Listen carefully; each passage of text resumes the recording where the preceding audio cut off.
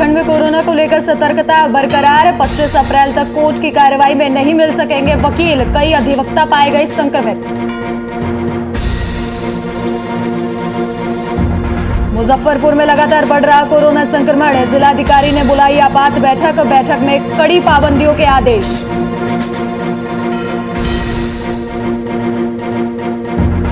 रायबरेली में पंचायत चुनावों को निष्पक्ष कराने की मांग। हाथों में तख्तियां लिए दिखे सैकड़ों लोग। निष्पक्ष चुनाव कराने की मांग। और मोतिहारी में अपराधियों ने सरपंच के पति की गोली मारकर की हत्या। परिजनों ने शव को रखकर किया विरोध।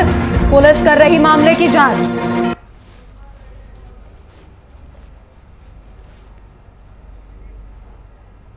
नमस्कार, आप देख रहे हैं वीआईपी न्यूज और मैं हूं आपके साथ राखी लांबा। कोरोना वायरस का असर अब सीधे न्यायपालिका पर दिखने लगा है। लगातार कोरोना संक्रमित हो रहे वकीलों को देखते हुए बार काउंसिल ने 25 अप्रैल तक वर्चुअल सुनवाई में शामिल नहीं होने का फैसला लिया है। वहीं रांची बार काउंसिल के संयुक्त सचिव पवन रंजन खत्री ने मीडिया से बातचीत के दौरान कहा कि इस कोरोना काल में वकील कोरोना संक्रमित पाए गए हैं। ऐसे वकील हैं जिनके पूरे परिवार इसकी चपेट में है और कई वरिष्ठ वकीलों की मौत भी हो चुकी है, जिसको देखते हुए बार काउंसिल ने बैठक कर फैसला लिया है कि 25 अप्रैल तक किसी भी तरह के न्यायिक कार्य में कोई भी वकील भाग नहीं लेगा।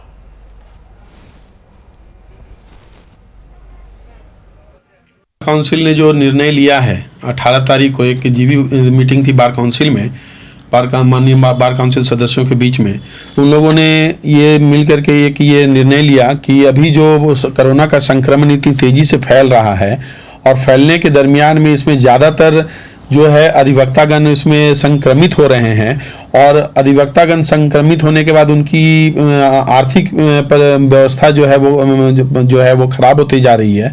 साथ ही साथ उनको मदद करने वाला कोई नहीं है और संक्रमण इतनी तेजी से फैल रहा है कि उसमें बचने का मौका भी नहीं मिल रहा और आदमी जो है उसकी मृत्यु हो जा रही है। तो इस खबर पर जानकारी साझा करने के लिए हमारे संवाददाता शुभम कुमार फोन लाइन पर मौजूद हैं। शुभम, 25 अप्रैल तक कोर्ट में किसी भी कार्यवाही में वकील शामिल नहीं हो पाएंगे। कई वकील जो है वो कोरोना संक्रमित पाए गए हैं। फिलहाल क्या कुछ अपडेट? बिल्कुल, देखिए जिस तरीका से झारखंड में कोरोना का जो दूसरा स्ट्रेन है लगातार हावी होता नजर आ रहा है और इसी वजह से 1000 का आंकड़ा प्रतिदिन देखने को मिल रहा है और जिस तरीका से हर एक जगह पर, चाहे वो राजभवन की बात कर ले, न्याय पालिका भवन की बात कर ले, चाहे वो कोर्ट की बात कर ले, तमाम जगहों पर कोरोना संक्रमित मरीज पाए जा रहे हैं और कह सकते हैं जिस तरीका से जो आलम देखने को मिल रहा है, डर का माहौल जरूर बना हुआ है और इसी वजह से अधिवक्ताओं ने यह निर्णय लिया है कि इस बार वो वर्चुअल सुनवाई भी नहीं करेंगे और जिस तरीका से जो आर्थिक सहायता की उन्होंने बात कही थी कि लोग उन्हें कोई चीज का कह सकते हैं सुविधा मुहैया तक नहीं करा रहे हैं सरकार, और वो सरकार से मांग कर रहे हैं कि तमाम उचित सुविधाओं को उन तक पहुंचाया जाए। इसी वजह से 25 अप्रैल तक कह सकते हैं एक बड़ा निर्णय लिया गया है और तमाम सुनवाइयों को स्थगित कर दिया गया है। जी शुभम, और अगर बात करें कि जो मामले 25 अप्रैल तक जिन मामलों में सुनवाई होनी थी, फिलहाल उनको लेकर क्या कुछ फैसला लिया गया है? देखिए अभी फिलहाल सारे मामलों को स्थगित कर दिया गया है और अगली सुनवाई की तारीख अभी तक आधिकारिक पुष्टि के तौर पर नहीं आई है, लेकिन जो अधिवक्ता कोरोना संक्रमित हुए हैं उन्हीं के देखते हुए इस निर्णय को लिया गया और कहीं ना कहीं ये निर्णय राज्य की जनता के हित के लिए लिया गया क्योंकि कोर्ट में आम जनता भी पहुंचती है अपनी गुहार लगाने को लेकर और कह सकते हैं आम जनता को भी खतरा जरूर बना रह रहा था, लेकिन वो कह सकते हैं एक बड़ा निर्णय लिया गया और ये निर्णय कहीं ना कहीं राज्य की जनता के हक में लिया गया है और राज्य की जनता को इस संक्रामक बीमारी से बचाने के लिए लिया गया है। जी शुभम, तमाम जानकारी के लिए आपका शुक्रिया। तो अब 25 अप्रैल तक कोर्ट में कोई भी किसी भी कार्यवाही में वकील शामिल नहीं होंगे। लगातार कोरोना वायरस के बढ़ते मामलों को देखते हुए ये फैसला लिया गया है।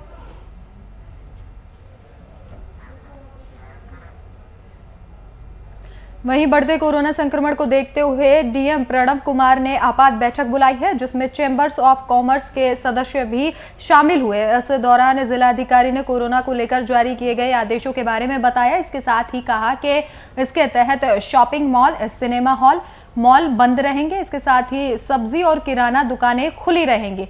सप्ताह में 4 दिन ही कपड़े की दुकानें खुली रहेंगी और इसी के साथ रात 9 बजे से सुबह 5 बजे तक नाइट कर्फ्यू रहेगा। इस दौरान जिलाधिकारी ने जनता से घरों में रहने की अपील की।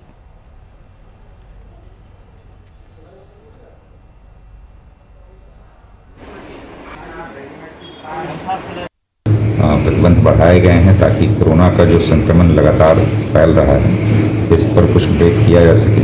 इसको लेकर के जिले में भी सभी दुकानों को 6 बजे के पूर्व बंद करने का आदेश दिया गया है और उसी क्रम में उसकी मोडालिटी तय करने के लिए आज हम लोगों ने एसएसपी, एसपी सिटी, एसडीएम्स दोनों और डीएसपी और इसके साथ साथ जो जिले के विभिन्न जो प्रतिष्ठान हैं, जो व्यवसाय हैं, उसके प्रतिनिधियों के साथ, जिसमें चैम्बर ऑफ कॉमर्स के लोग हैं, थोक व्यवसायी संघ, थोक वस्त्र विक्रेता संघ, इस तरह से अन्य फुटकर विक्रेता संघ के जो प्रतिनिधि थे उनके साथ विचार विमर्श करके सामूहिक रूप से यह निर्णय लिया गया है कि जिले में जो फल, सब्जी इत्यादि की जो दुकानें हैं, ये दुकानें सुबह से लेकर के शाम के 4 बजे तक संचालित होंगी।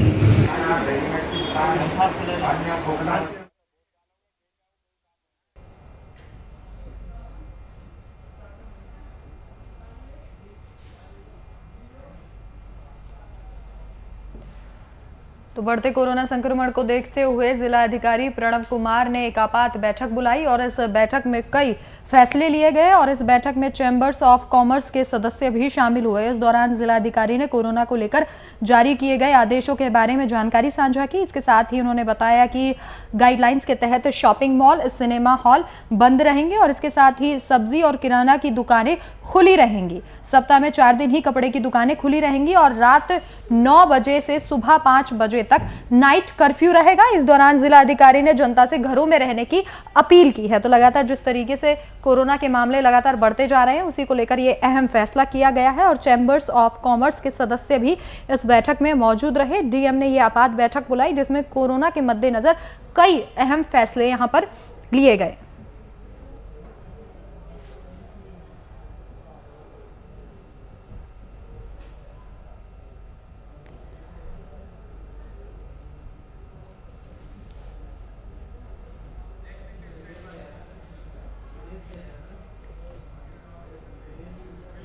वहीं यूपी में पंचायत चुनावों को निष्पक्ष कराने के लिए अधिकारियों को लगातार दिशा निर्देश जारी किए जा रहे हैं। इसके साथ ही जिम्मेदार कार्यकर्ताओं से लगातार चुनाव का फीडबैक लिया जा रहा है। ताज़ा मामला जिले के पुलिस अधीक्षक कार्यालय का है, जहां पर हाथों में तख्तियां लेकर सैकड़ों से ज्यादा महिलाएं और पुरुष नारेबाजी करते हुए दिखाई दिए। इन लोगों का आरोप है कि पिछले 7 दशकों से हमारे यहाँ परिवार में प्रधानी और ब्लॉक प्रमुख है और इस बार हम लोगों ने अपने बीच के व्यक्ति को प्रधानी चुनाव लड़ाने का निर्णय लिया है, तो मतदान नहीं करने दिया गया और उनके साथ मारपीट भी की गई।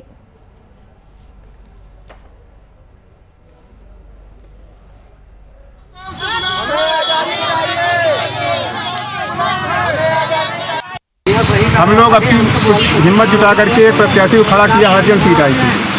उसमें जो है 12 बजे तक तो पोलिंग बूथ पर सही चला। उसके बाद जब 2-3 बजा तो हम लोगों से ज़बरदस्ती वोटिंग करवाई जाने लगी। पोलिंग बूथ पर जब हम लोगों ने इसका विरोध किया तो हम लोगों को जो है गाली गलौज करके वहाँ से भगाने की कोशिश की गई। उसके बाद हम लोगों को मारा पीटा गया, दौड़ाया गया, उसमें गाड़ी कुछ से कुचलने का भी प्रयास किया गया। हम लोग परेशान हैं। वहाँ पर अपने कोतवाली में जो है एप्लीकेशन दिया, हमारे लोग कोई सुनवाई नहीं हुई। हमारे जो लोग चोट चपेट खाए उनकी डॉक्टरी तक आज तक नहीं हुई। तो आज कहाँ आए हैं? आज हम लोग यहाँ एसपी ऑफिस पे हैं। क्या मांगे कर रहे हैं आप लोग? अरे हमारी सुनी जाए, हमारे लोगों को जो है हमको न्याय मिले। हमारे यहाँ कभी भी ब्लॉक प्रमुखी, प्रधानी, बीडीसी हमेशा उन्हीं के यहाँ रहती है। किसके यहाँ? हरचंद बहादुर सिंह के यहाँ। तो जो है गांव में कभी विकास के नाम पर कोई कार्य नहीं हुआ। हमारे घर का रास्ता अभी भी हमारे गांव का ऐसा है कि बरसात में 3 महीने पानी भर जाता है कमर तक, और दूसरा जो रास्ता है उसमें कीचड़ हो जाता है। यहाँ तक बच्चे स्कूल नहीं जा पाते हैं, ना मोटरसाइकिल निकल पाती है। तो हमारे गांव वासियों ने इस बार निर्णय लिया कि प्रधान कोई दूसरा बनाएंगे। तो एक हरिजन उम्मीदवार हम लोगों ने खड़ा किया, उसके पक्ष में हम लोग प्रचार प्रसार किए, वोटिंग करवा रहे थे। मैं पोलिंग पे मतदान करता था, वहाँ पर जब ज़बरदस्ती वोटिंग करवाई जाने लगी तो उसका हमने विरोध किया, जिससे मुझको दौड़ा दौड़ा के पीटा। एक मारपीट का मामला आया है जिसके संबंध में मैंने सीओ दलमऊ से वार्ता किया हूँ और उनको एप्लीकेशन को फॉरवर्ड कर दिया हूँ। वो सीओ दलमऊ साहब इसकी जांच करके जो भी उचित कार्रवाई होगी करेंगे। भारत देश को आज़ाद हुए तो कई साल बीत चुके हैं, लेकिन आज भी ग्रामीण गुलामी की जंजीरों में कैद हैं। ऐसा ही एक मामला आज पुलिस अधीक्षक कार्यालय में देखने को मिला, जहां जगतपुर थाना क्षेत्र के से सैकड़ों की संख्या में ग्रामीण पुलिस अधीक्षक कार्यालय न्याय की गुहार लगाने पहुंचे थे। वहां दबंगों का कहर इस कदर है कि पुलिस उनका मुकदमा तक नहीं लिख रही है। ग्रामीण थाना जगतपुर पहुंचे थे, लेकिन थाने पर उनकी रिपोर्ट न दर्ज कर उनको भगा दिया गया। अब न्याय की गुहार लगाने ग्रामीण पुलिस अधीक्षक कार्यालय पहुंचे हैं, लेकिन पुलिस अधीक्षक कार्यालय पहुंचने के बाद उनकी मुलाकात पुलिस अधीक्षक से तो नहीं हुई, लेकिन नगर क्षेत्र अधिकारी से हुई और उन्होंने आश्वासन दिया है कि इस पूरे मामले पर कार्रवाई की जाएगी और जल्द ही दोषियों के ऊपर कार्रवाई की जाएगी। लेकिन कार्रवाई क्या होती है ये तो आने वाला समय ही बताएगा। क्या इन ग्रामीणों को न्याय मिल पाता है या नहीं, ये तो आने वाला समय ही तय करेगा। कैमरा पर्सन अनिल के साथ VIP न्यूज़, असद खान, रायबरेली।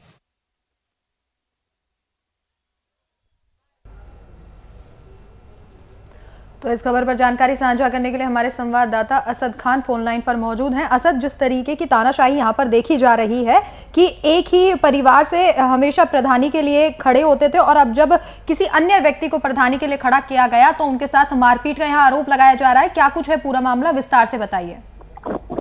जी बिल्कुल, ये थाना जगतपुर का मामला है और पंचायती चुनाव में जिस तरह से दबंगई पूरे चुनाव भर देखने को मिली है, लेकिन पुलिस की तरफ से कार्रवाई ना होना ये दबंगों के हौसले बुलंद करने का काम जरूर किया है। इसी तरह का जगतपुर थाना क्षेत्र का ये मामला आज प्रकाश में आया, जहां सैकड़ों की संख्या में ग्रामीणों ने पुलिस अधीक्षक कार्यालय का घेराव किया और कार्रवाई की मांग की है।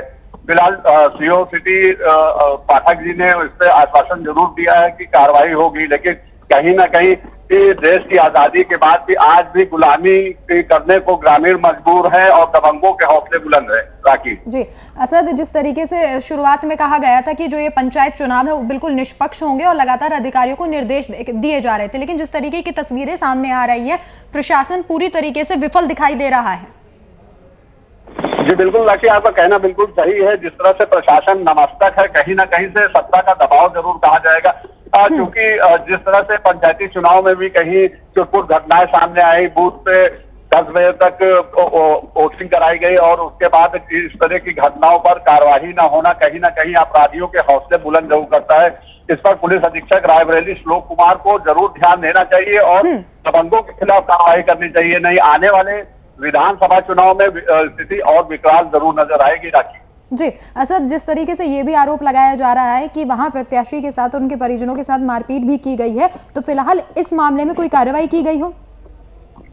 जी बिल्कुल, जिस तरह से मैंने पहले ही बताया, CO सदर पाठक जी ने आश्वासन दिया है। आप आश्वासन का झुंझुना ग्रामीण बजाते रहते हैं या इस पर कार्रवाई होती है ये तो आने वाला समय तय करेगा, लेकिन अगर इस पर कार्रवाई नहीं हुई तो इन दबंगों के हौसले और बुलंद होते जाएंगे। और जैसा कि मैंने पहले भी कहा कि आदमी जो चुनाव है लोकसभा का, विधानसभा का, उस विधानसभा के चुनाव में अगर इन दबंगों के ऊपर कार्रवाई नहीं होती है तो स्थिति विकराल होगी और फिर उसको संभाल पाना बड़ा मुश्किल होगा। राखी जी, असद, तमाम जानकारी के लिए आपका शुक्रिया।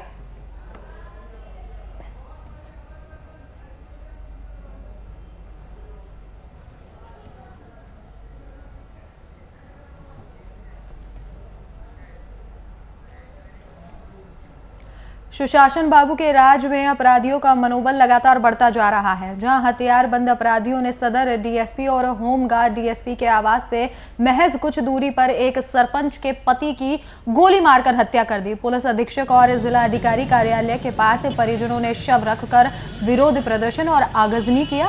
फिलहाल पुलिस ने हत्याकांड मामले पर 7 नामजद अभियुक्त बनाए हैं, जिनमें से 3 लोगों को गिरफ्तार कर लिया गया है।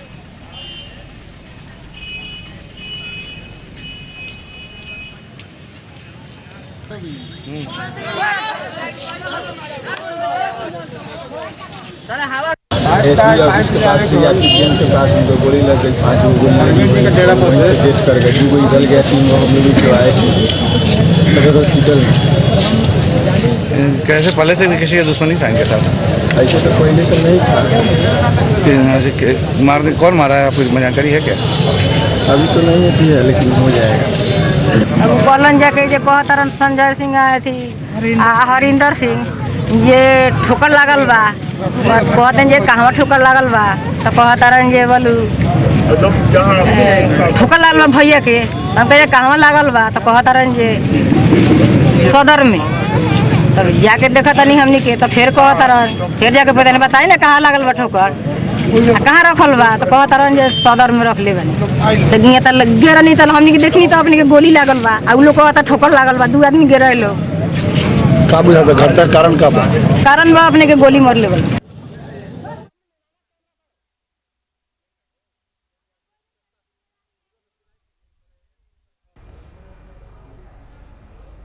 तो सुशासन बाबू के राज में अपराधियों का मनोबल लगातार बढ़ता जा रहा है और अपराधी एक के बाद एक घटनाओं को अंजाम दे रहे हैं। ताज़ा मामला सदर डीएसपी और होमगार्ड डीएसपी के आवास से महज कुछ दूर का है।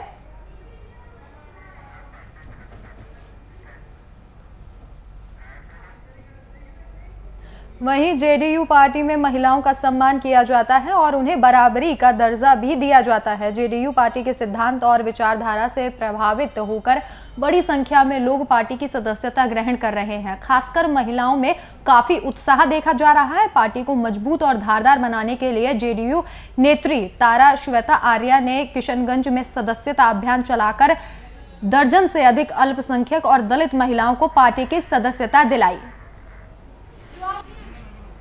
हल करने का मैं काम करूंगी, ये मेरा आप लोगों से बिल्कुल वादा है, क्योंकि मुझे मेरा ये मानना है कि औरतों को जेडीयू में बहुत ज़्यादा सम्मान दिया जा रहा है, क्योंकि मैंने खुद देखा हमारे माननीय मुख्यमंत्री जी हो या हमारे राष्ट्रीय अध्यक्ष आरसीपी सिंह जी हो, उन्होंने जब मेरी सदस्यता हुई थी तो उन्होंने औरतों के बारे में जितना कुछ उन्होंने कहा था तो मुझे लगा कि वहाँ पे औरतों की एक अलग ही पहचान इस पार्टी में दी जा रही है, बराबरी का दर्जा दिया जा रहा है। तो इससे मैं काफ़ी ज़्यादा प्रभावित होकर के मैंने जेडीयू ज्वाइन किया और मैं ये भी मानती हूँ कि मैं और लोगों को यहाँ किशनगंज में जोड़ूं ताकि यहाँ पर भी औरतों की जो संख्या है वो जेडीयू में ज़्यादा से ज़्यादा शामिल हो और पार्टी को औरतों की तरफ से भी मजबूती हो और नारी की भी जो सेना है वो तैयार हो।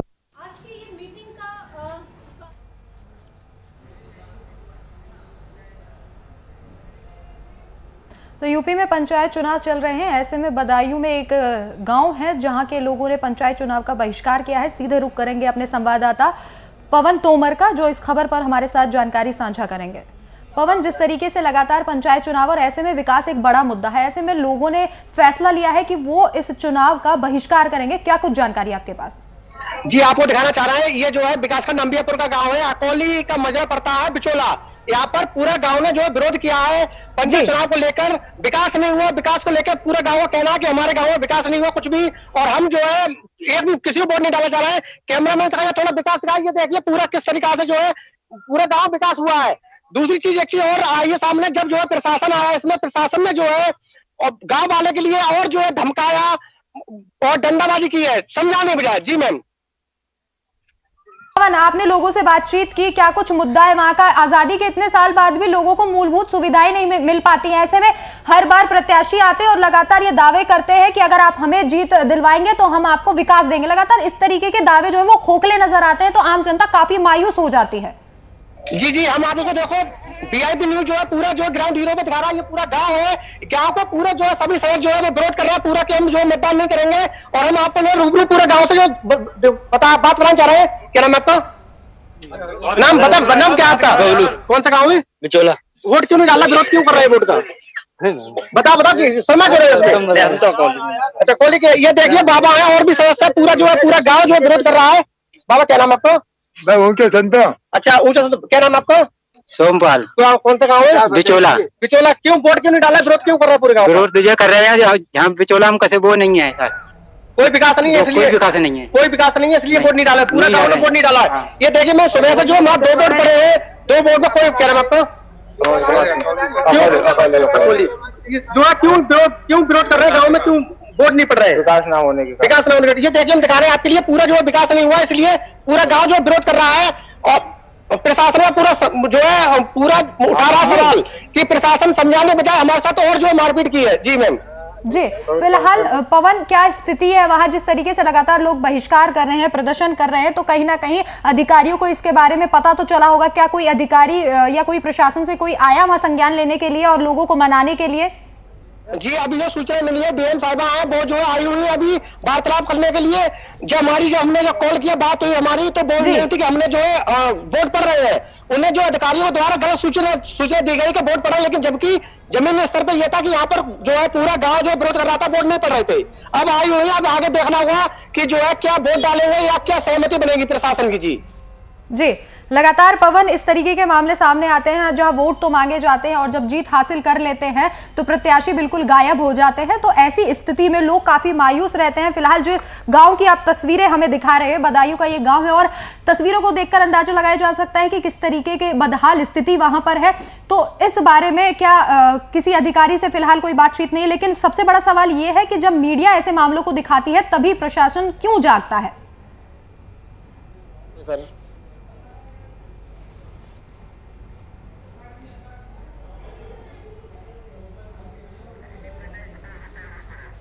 तो बदायूं का ये गांव है जहां पर लोगों ने विकास के नाम पर वोट देने की बात कही। उनका साफ कहना है कि अगर विकास नहीं तो वोट नहीं, क्योंकि लगातार जिस तरीके से पंचायत चुनाव यूपी में चल रहे हैं उस तरीके से लोगों का कहना है कि यहां पर विकास नहीं हुआ है। हर साल तमाम प्रत्याशी आते हैं और जब उन्हें वोट मिल जाता है उसके बाद वो गायब हो जाते हैं। आजादी के इतने साल बाद भी यूपी के इस गाँव में कोई भी मूलभूत सुविधा नहीं है, न सड़क है, न पानी की उचित व्यवस्था है।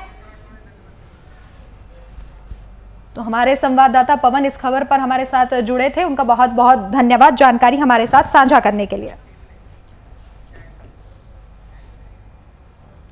वहीं झारखंड में कोरोना महामारी का कहर लगातार जारी है, तो वहीं टीकाकरण अभियान भी जोरों पर किया जा रहा है। राज्य में बीते 24 घंटे में 28,067 लोगों को कोरोना टीका पहला और 7,788 लोगों को कोरोना वैक्सीन की दूसरी डोज दी गई है। वहीं बीते 24 घंटे में 50 लोगों की फिलहाल मौत हो चुकी है, जबकि 3,992 नए केस मिले हैं।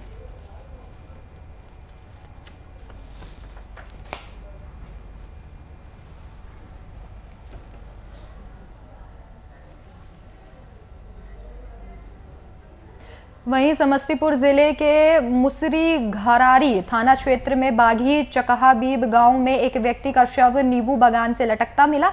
वहीं शव मिलने से इलाके में कड़ी सनसनी फैल गई। घटना के संबंध में बताया जा रहा है कि बीती रात मृतक अपने घर से थोड़ी दूर स्थित अपने खेत पर फसल देखने के लिए गया था, लेकिन सुबह तक नहीं लौटा। जब सुबह परिजनों ने खोजबीन की तो इसी के बीच किसी ने सूचना दी कि नींबू बागान में रस्सी के फंदे से लटका एक शव मिला है। घटनास्थल पर सैकड़ों की संख्या में ग्रामीणों की भीड़ जुट गई और मौके पर पहुंची पुलिस ने छानबीन शुरू कर दी है और जांच कर आरोपी को कड़ी सजा देने की बात कही है।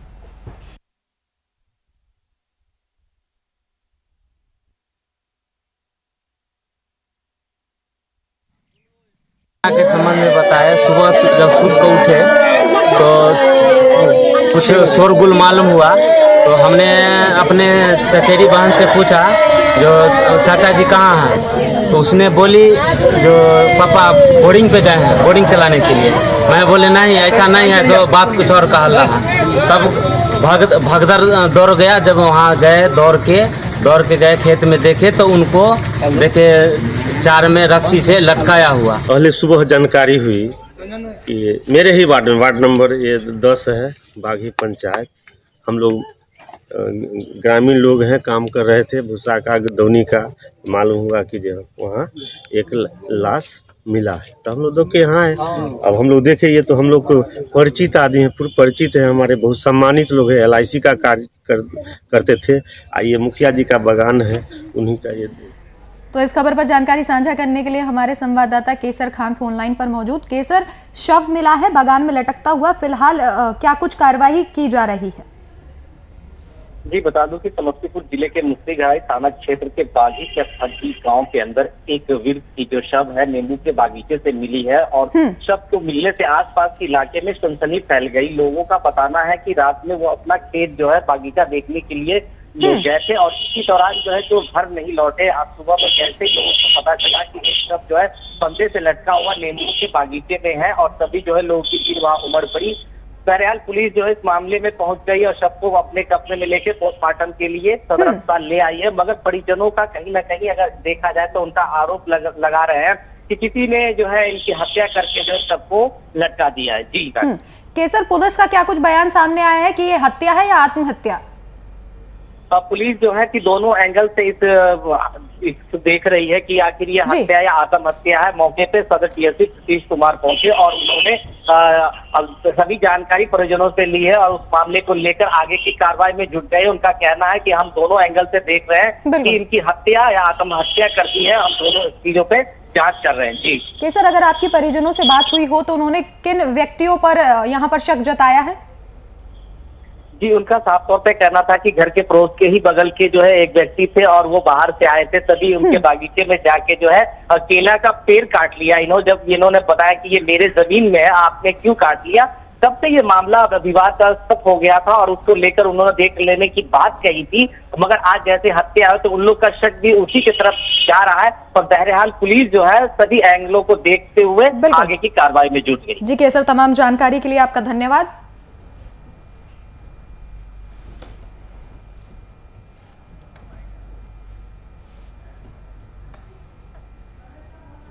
तो फिलहाल इस वक्त के बुलेटिन में मेरे साथ इतना ही। देश और दुनिया की तमाम बड़ी खबरों के लिए देखते रहिए वीआईपी न्यूज़। नमस्कार।